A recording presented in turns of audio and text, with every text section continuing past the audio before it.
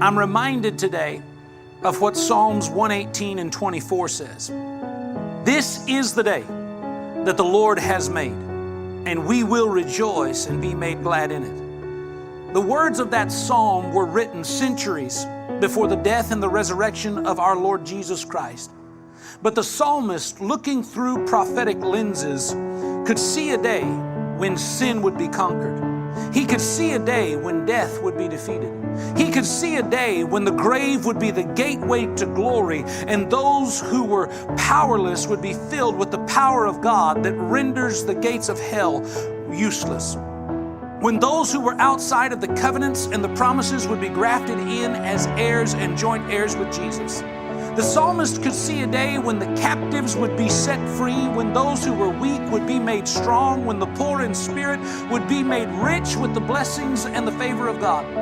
And when he could see that day, all he could think to be able to capture what he was feeling in that moment were these simple words: this is the day that the Lord has made.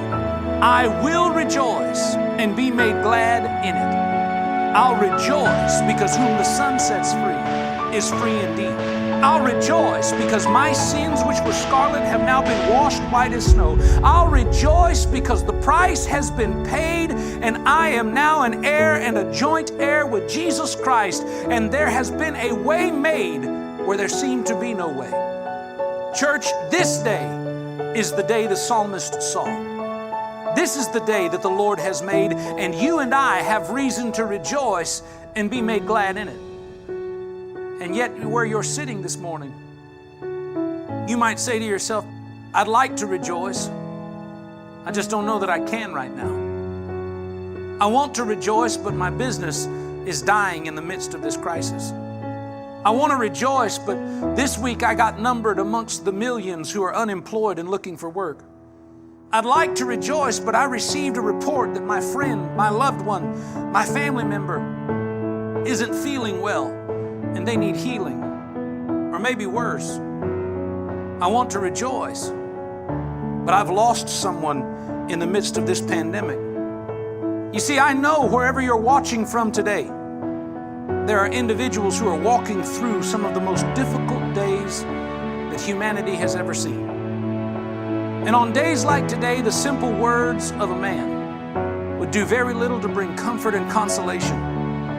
So rather than bring the words of a natural man, today I want to turn your attention to the spoken words of the only begotten Son of God, who in John chapter 11, verse 25, walked into the village of Bethany, where his friend Lazarus had just breathed his last. And there he met Mary and Martha, who were grieving over the loss of their brother. And I believe what he said to them that day is what he would say to you who are grieving this day.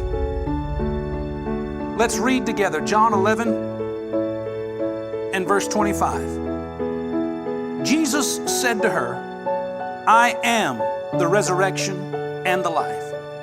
He who believes in me, though he may die, he shall live.